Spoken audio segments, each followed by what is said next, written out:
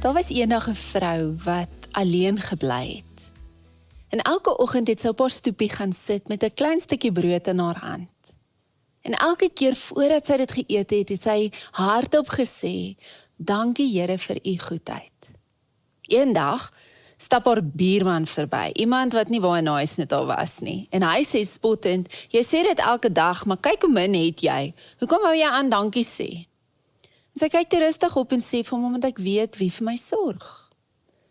'n Paar dae later besluit hierdie buurman om haar 'n poets te bak. Hy koop vir haar 'n sak kruideniersware en sit dit stilletjies by haar deur. En toe sy dit die volgende oggend sien, toe roep sy uit, "Dankie Here, u het weer voorsien." En hy loer toe so van agteruit die muur en sê, "Dis nie God wat dit vir jou gebring het nie, dis ek." En sy glimlag en antwoord terug, "Ek weet, maar God het geweet ek het jou hulp nodig, so hy het jou gestuur." Die storie het my so laat dink oor ons lewe en ons reis om met dankbaarheid te leef. Ons reis om ons sekuriteit te vind in die een wat voorsien. Die een wat konstant is en daar vir ons is. En ek weet nie van jou nie, maar dit lyk vir my, ons dink dikwels dat dankbaarheid begin wanneer alles reg is. Wanneer ek genoeg het. Wanneer ek veilig voel. Wanneer my omstandighede stabiel is. Daar's iets in elkeen van ons wat hinker na sekuriteit. Dink net vir 'n oomblik, ons soek dit in verhoudings om te weet ons is geliefd, gesien, veilig. Ons soek dit in ons werk om te weet daar's 'n toekoms. Ons soek dit in ons finansies om te weet dinge gaan regkom of daar is 'n neseiertjie. En ja, ons soek dit selfs in ons geloof. Daardie wete ek's geanker of ek is nie alleen nie. En soms as ons eerlik is, raak daardie hinkering na sekuriteit so sterk, dat dit ons begin vasvang. Ons begin vashou aan beheer, aan planne, aan ons eie voorsiening, asof ons self goed kan wees. En ek dink baie van ons leef met daai spanning van, ek vertrou en ek probeer red. Dis waar in my eie lewe. Maar tog word ons keer op keer in die skrif herinner, dat ons sekuriteit in een persoon gesetel is, en dit is God self. Want jy sien, sekuriteit wat net op beheer gebou is, hou nie, dis kortstondig. Dis afhanklik van wat ek het, of van hoe dinge loop, of van wie bly by my. Maar sekuriteit wat op beheer gebou is, dis 'n ander soort sekerheid. Dis nie gebou op beheer nie, maar op 'n bewustheid. 'n manier van lewe wat sê, ek is veilig, nie omdat ek alles het wat ek wil hê nie, maar omdat ek bewus is van wie my bron is. In die Here het ek sekuriteit. Hy gee vir my alles wat ek nodig het, en hy sal vir my sorg. En dis juist teen hierdie agtergrond wat die psalmskrywer sê, ek stel die Here altyd deur voor my. Omdat hy aan my regterhand is, sal ek nie wankel nie. Daarom is my hart bly, en my eer juig, 'n ander vertaling sê, my siel juig, en ook sal my vlees, my liggaam, in veiligheid woon. Ons kan uit hierdie psalm 'n paar rigtingwysers identifiseer in ons reis van dankbaarheid. Hy nooi ons eerstens, verskuif jou fokus. Hier is wat my altyd tref in hierdie psalm. Die psalmskrywer maak 'n keuse. Ek stel die Here altyd voor my. Hy sê nie die Here stel homself voor my nie. Hy sê ek stel hom voor my. Met ander woorde, ek kies om my gedagtes te rig. Daardie voor my stel beteken letterlik om jou fokus te kies. Om te kies wie of wat jy in die middel van jou aandag plaas. Ek kan my vrese daar sit. Ek kan my teleurstellings daar sit. Of ek kan die Here daar sit. En wanneer ek begin leer dat dankie nie net 'n woord is nie, maar 'n bewustheid dat God voor my is, my rots en my anker is, dan skuif iets groot binne my. En dankbaarheid verander nie noodwendig my uiterlike omstandighede nie, maar dit verander waar ek geanker is. Jy sien, 'n siel sonder 'n anker vind sy identiteit in uiterlike dinge. Die siel verlang na sekuriteit. Die siel verlang daarna om geliefd te wees. Die siel verlang daarna om betekenis te hê. En ons vind al hierdie dinge eintlik slegs in God. Dit was die storie van 'n jong seun en sy pa, wat 'n Saterdag spandeer op 'n stil meer in 'n bootjie net buite die dorp. En die water is kalm, die son skyn. En die seun se taak is eenvoudig, hou net dop dat ons boot nie wegdryf nie. En vir 'n ruk werk alles perfek. Hulle gesels, hulle gooi lyne in, hulle vang niks nie, maar dit pla nie. En toe vat die seentjie sy oë vir net 'n paar oomblikke van die wal af weg. Hy kyk na die wolke, hy raak verlore in sy gedagtes, en toe hy weer kyk, toe is die wal nie meer naby nie. Hulle het stadig, amper ongemerk, begin wegdryf. En sy pa glimlag toe en sê vir hom, dis hoe dit gebeur om weg te dryf, seun. Jy merk dit eers op wanneer jy al ver is. En dan wys hy vir hom die tou aan die kant van die boot, en dan sê hy, dis hoekom 'n boot 'n anker het. Jy gooi dit nie net uit omdat daar 'n storm is nie, jy gooi dit uit om te bly waar jy bedoel is om te wees. Hierdie storie dien ook as 'n metafoor vir ons siel. Jy sien, ons dryf nie weg in een groot besluit of oomblik nie. Ons dryf in duisende klein oomblikke van afleiding, haastigheid, vergeet weg. En die anker van die siel is 'n bewussyn van die een wat voor my is. Laat sak jou anker daar. Ek onthou ek jare gelede in 'n tyd van geweldige spanning was. Die dinge bietjie onduidelik is, my toekoms voel vir my onseker, ek's bietjie sielsmoeg. En ek het een aand met 'n mentor gesit, 'n man wat ek nog altyd as wys beskou. En ek het net gesê, ek voel of ek my anker verloor het. Wat doen mens as jy nie meer weet wat om te doen of te dink nie? En hy het lank stil gebly en toe net gesê, Melissa, jy kan nie keer wat deur jou kop gaan nie, maar jy kan kies waar jy bly staan en waarna jy kyk. Daai sin het iets in my laat klik. Is die verskil tussen om te kla en in dankbaarheid te leef. Om te kla fokus ek op wat ontbreek. Dankbaarheid help my om te fokus op die anker, op die een wat my rots is, my bron is, op God, wat die een wat ek voor my stel. Hy is die een wie steeds daar is. Dan gaan die psalmskrywer verder en hy nooi ons, staan vas. Die tweede helfte van die psalm bring vir my soveel vrede. Hy sê, omdat God aan my regterhand is, sal ek nie wankel nie. Dis groot. Wanneer jy leef met die wete dat God aan my regterhand is, hy is met my, verander jou perspektief. Jy kyk nie meer deur die lens van tekort nie, maar jy kyk deur die lens van genoeg, want maak nie saak wat voor my kom nie, hy's voor my, hy's langs my. Elke asem, elke mens, elke dag word 'n herinnering, ek het meer as wat ek besef, want ek het hom. Staan vas. Ons leef in 'n wêreld wat elke dag wankel.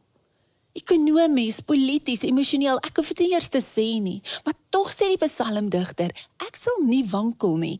En hy sê dit nie omdat sy wêreld stabiel is nie, maar omdat sy verwysingspunt verander het. Die skrywer van Hebreërs gebruik die soortgelyke woorde in Hebreërs 12. Hy sê, daarom moet ons wat bevoorreg is om hierdie onwankelbare koninkryk te ontvang, hierdie onwankelbare lewe saam met hom, dankbaar wees. En ons dankbaarheid daarin laat bly, dat ons God gelukkig maak deur hom met eerbied en ontzag te dien. Want daar staan, ons God is 'n verterende vuur. Dit is maklik om dankbaar te wees wanneer alles goed gaan. Maar hierdie soort dankbaarheid gaan dieper. Dis die soort wat groei in die wete dat God self die fondasie is wat nie wankel nie. Dat ek in hom vasstaan, selfs wanneer alles rondom my beweeg. Om te sê ek sal nie wankel nie, is nie trots of selfversekerheid nie. Dis 'n geloofsbelydenis. My lewe rus in iets groter as ek self. En dankbaarheid is 'n manier om my voete vas te maak in dit wat nie beweeg nie. Om te leef vanuit die sekerheid dat God se teenwoordigheid en wese nie bedreig word deur die chaos van hierdie wêreld nie. Dis die God wat ons dien. Dis daardie diep geloof wat jy het dat my lewe in die hand van 'n goeie God is. En God, dit wat ook al my pad langs kom, sal mee werk en inwerk in die lewe in my lewe en dat dit goed sal uitdraai, al lyk dinge ook nou hoe vir my. Want hy is aan my regterkant en die een wat aan my regterkant is, ons God is 'n verterende vuur. Hierdie vuur bring lig en warmte, dit maak skoon. 'n Vuur is magtig, 'n vuur het energie, passie. En in geestelike tradisies, veral by die woestynvaders, word God se vuur uiteindelik gesien as die vuur van liefde. Ons God is 'n verterende vuur, omdat hy alles verteer wat nie liefde is nie. Sy vuur vorm my. Hy verteer my vrees, my beheersdrang, my selfgerigtheid, sodat ek kan leef uit liefde en dankbaarheid. En soos ek dankbaarheid in my lewe kweek, soos ek leer om my perspektief te skuif, my fokus, soos ek leer vas staan, help dit my, dankbaarheid help my om naby daardie vuur te bly. En om hom toe te laat om waarheid en genade en lewe te bring, om my te beskerm, te lei en te voorsien, so staan vas. Jy sal nie wankel nie.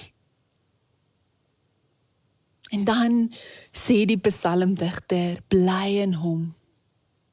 My hart is bly, my siel juig en ook my liggaam, ook my vlees woon in veiligheid, woon in hom.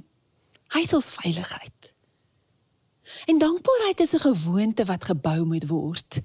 Om ons sekuriteit in hom te vind, omdat ons dankbaar is oor wie hy is, hy wat voor ons is 'n gewoonte wat ons moet leer. Dit kom nie natuurlik nie. Nou, gewoontes vorm ons, nie waar nie. Hoe sou 'n gewoonte lyk om in hom te bly? Ek het bietjie begin eksperimenteer. Ek probeer elke oggend, ek kry dit nog nie elke oggend reg nie, maar ek probeer om so gereeld wat ek kan onthou, wanneer ek wakker word, voor ek my foon vat, voor ek afgaan om 'n koppie koffie te maak, te sê, dankie Here, U is met my. Dankie Here, dankbaarheid, U is met my. Ek sê dit nie omdat ek vrolik wakker wil word nie. Ek sê dit om 'n bewustheid van hom te kweek, sodat ek kan groei in dankbaarheid. Dit is my manier om die dag te begin met erkenning in plaas van beheer. En deur die dag, wanneer ek agterkom ek voel gespanne, of iemand of iets ontstel my, of ek voel ek verloor my ritme, probeer ek onthou om asem te haal en te sê, dankie Here, U is met my. Dankbaarheid is nie net iets wat ek voel aan die einde van die dag nie. Dis iets wat ek beoefen in die dag. Tydens 'n vergadering, op pad huis toe, tussen my take, deur in stilte voor ek in die slaap raak, elke keer wat ek dankie sê, dankie Here, U is met my, word ek weer geanker. Wanneer ek dankie sê, gee ek beheer terug aan God, en ek sê, U is God, ek hoef nie te wees nie. En hier is die groot ding, iets in my lyf reageer. Ons dink dikwels geloof is iets of net in die kop of in die siel, maar die psalmskrywer sê, selfs my liggaam voel dit. Daar's iets fisiologies aan dankbaarheid. Ek meen navorsing oor die laaste klomp jaar, hulle gebruik eers die Bybel nie, maar hulle wys, mense wat gereeld dankbaarheid beoefen, het laer stresvlakke, slaap beter, groter vermoë om pyn te hanteer, my spiere ontspan, my liggaam rus, want my gees weet, ek's veilig. Ek's veilig. Ek hoef nie alles vanaand te weet nie, want hy weet. Ek kan rustig gaan slaap. Ek kan my hart draai na hom toe, want hy is my bron. En môre sal ek saam met hom opstaan en hoor wat ek moet doen.